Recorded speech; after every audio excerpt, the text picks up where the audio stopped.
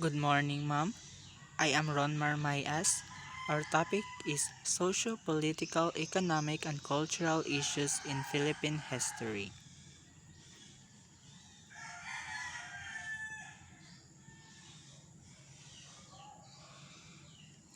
My topic is presidents of the Philippines who enacted laws into their constitution to improve the lives of small farmers by offering them land, tenure, security, and support services.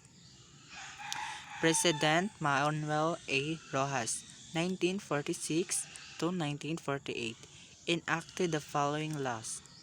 Republic Act No. 34 established the 70 to 30 sharing arrangement and regulating shared tenancy contracts. Republic Act No. 55 provided for a more effective safeguard against arbitrary ejectment of tenants. Elpidio R. Quirino, 1948 to 1953, enacted the following law. Executive Order Number 355 issued of October 23, 1950, replaced the National Land Settlement Administration with Land Settlement Development Corporation, La SEDECO,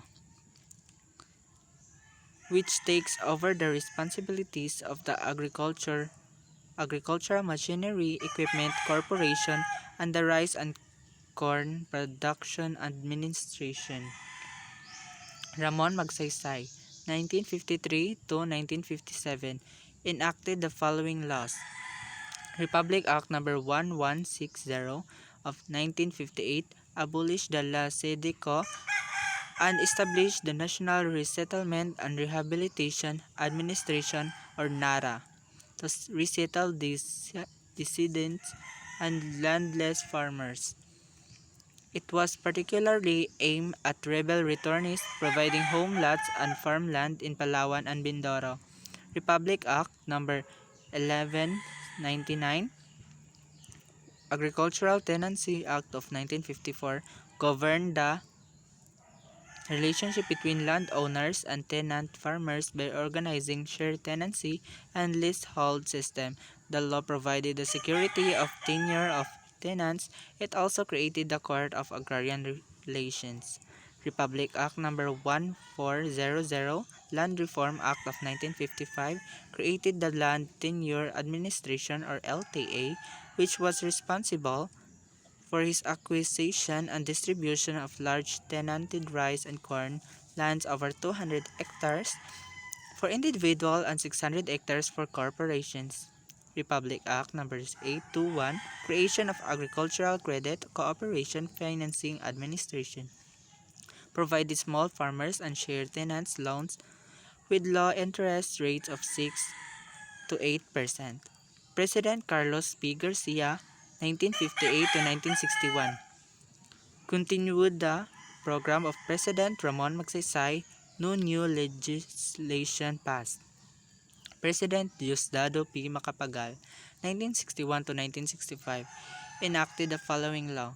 Republic Act No. 3844 of August 8, 1963, Agricultural Land Reform Code, abolished share tenancy, institutionalized leasehold, set retention limit at 75 hectares, invested rights of preemption and redemption for tenant farmers, provided for an administrative machinery for implementation, institutionalized a judicial system of agrarian cases, incorporated extension, marketing, and supervised credit system of services of farmer beneficiaries.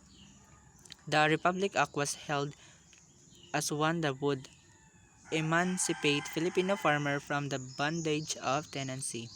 President Ferdinand A. Marcos, 1965 to 1986. Proclamation number 1081 on September 21, 1972 ushered the period of the new society. 5 days after the proclamation of martial law, the entire country was proclaimed a land reform area, and simultaneously the agrarian reform program was decreed. President Marcos enacted the following laws. Republic Act No.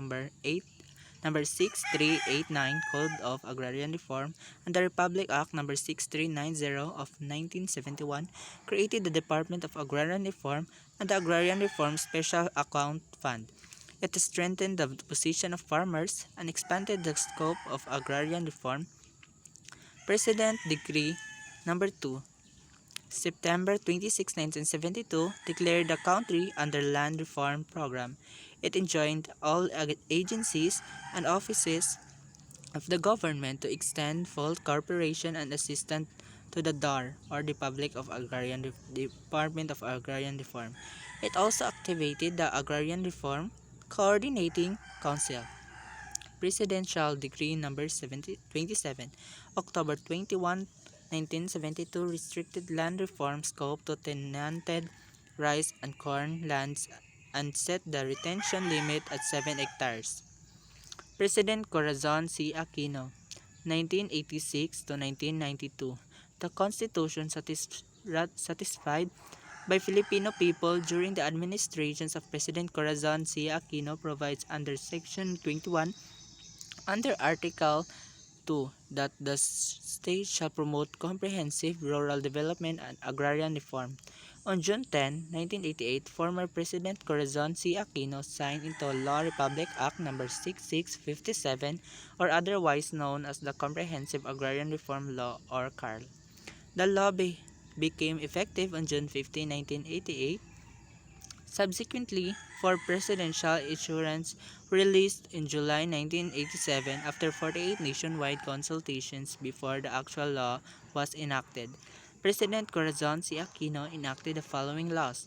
Executive Order No. 228, July 16, 1987, declared full ownership to qualified farmer beneficiaries covered by PD 27. It also determined the value remaining unvalued rice and corn land subject of PD 27 of and provided for the manner of payments by the FBs and mode of compensation of landowners.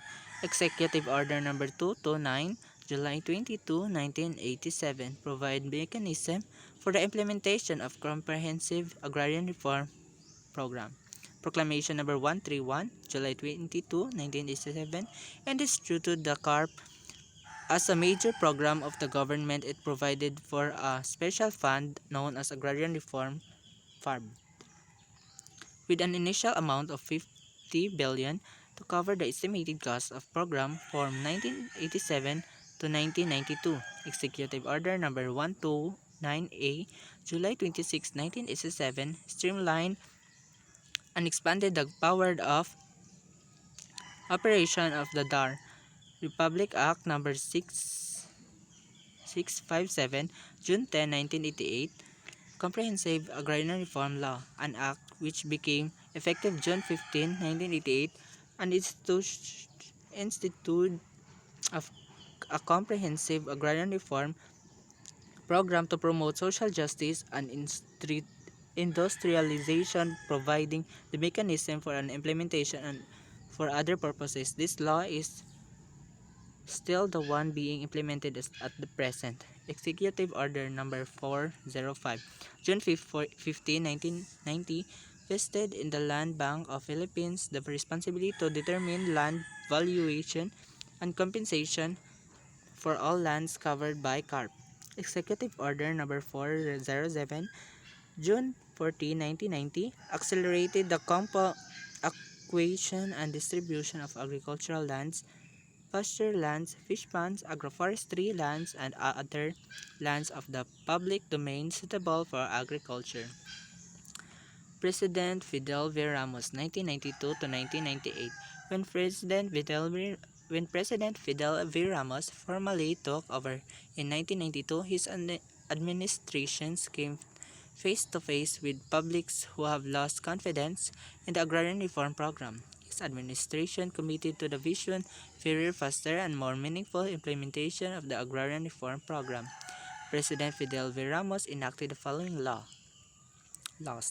Republic Act No. 7881, 1995 amended certain provision of Republic Act 6657 and exempted fish ponds and prawns from the coverage of CARP. Republic Act Number 7905 to 1995 strengthened the implementation of the CARP. Executive Order number 363, 1997 limits the type of lands that may be converted by settled conditions under which limits the types of lands that may be converted by setting conditions under which specific categories of agricultural land are either absolutely non-negotiable negotiable for conversation or highly restricted for conversation. Republic Act number 8435 of 1987, Agricultural and Fisheries Modernizations Act AFMMA plugged the legal loopholes in land use conversation. Republic Act 8532 1998 Agrarian Reform Fund Bill provided an additional 50 billion with for CARP and extended its implementation for another 10 years.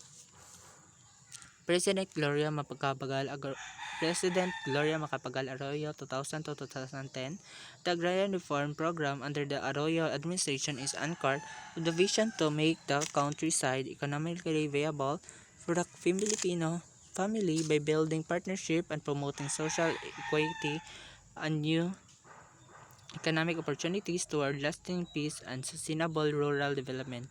Land tenure improvement, DAR will remain vigorous in implementing land acquisition and distribution component of CARP. The DAR will improve land tenure system through land distribution and leasehold. Infrastructure project, DAR will transform the agrarian reform communities. An area focused on integrated delivery of support system services into rural economic zones that will help in the creation of job opportunities in the countryside. Kalahi R Zone. The Kalahi Agrarian Reform CAR zones were also launched. These zones consist of one of the more municipalities with concentration of ARC population to achieve greater agro productivity, agrarian justice. To help clear the backlog of agrarian cases, DAR will hire more paralegal officers to support undermanned adju- adjudic- adjudicatory boards and introduce quota system to compel educators to work faster on agrarian reform cases. DAR will respect the rights of both farmers and landowners. President Benigno Aquino, 2010 to 2006. President Benigno Aquino III vowed during the 2012 State of the National Address that he would complete before the end of his term of Comprehensive Agrarian Reform Program CARP, the centerpiece program of administration of his mother, President Corazon Aquino. The younger Aquino distributed their family-owned Hacienda Lucenita Interlock apart from the said farm lots. He also promised to complete the distribution of privately owned land of productive agriculture states, the country that has escaped the coverage of the land of the program. Agrarian Production Credit Program APCP provides credit support from crop production to newly organized and exciting agrarian reform beneficiaries organization ARBOS and family farmers organization not qualified to avail themselves of loans under the regular credit window of banks. Aside from this initiative, Aquino also enacted Executive Order Number 26, Series of 2011 to mandate the Department of Agriculture, Department of Environment and Natural Resources, Department of Agrarian Reform, Convergence, initiative to develop a national greening program in cooperation with other government agencies. President Rodrigo Roa Duterte 2016 present. Under his leadership, the president was to pursue an aggressive land reform program that would help alleviate the life of poor Filipino farmers by priorita- prioritizing the provision of support services alongside land distribution. The president directed the DAR, or the Republic of Agrarian Reform, to launch the second phase of agrarian reform where landless farmers would be awarded with undistributed lands under the Comprehensive Agrarian Reform Program (CARP, Duterte plans to place almost all public lands, including military reserves, under agrarian reform. The president also placed 400 hectares of agricultural lands in Boracay under CARP. Under his administration, the DAR created an anti-corruption task force to investigate and handle reports on alleged anomalous activities by officials and employees of the department. The department also pursues an Upland Zero backlog in the resolution of cases in relation to agrarian justice delivery of the agrarian reform program to fast-track the implementation of CARP. And that's be all. Thank you for listening.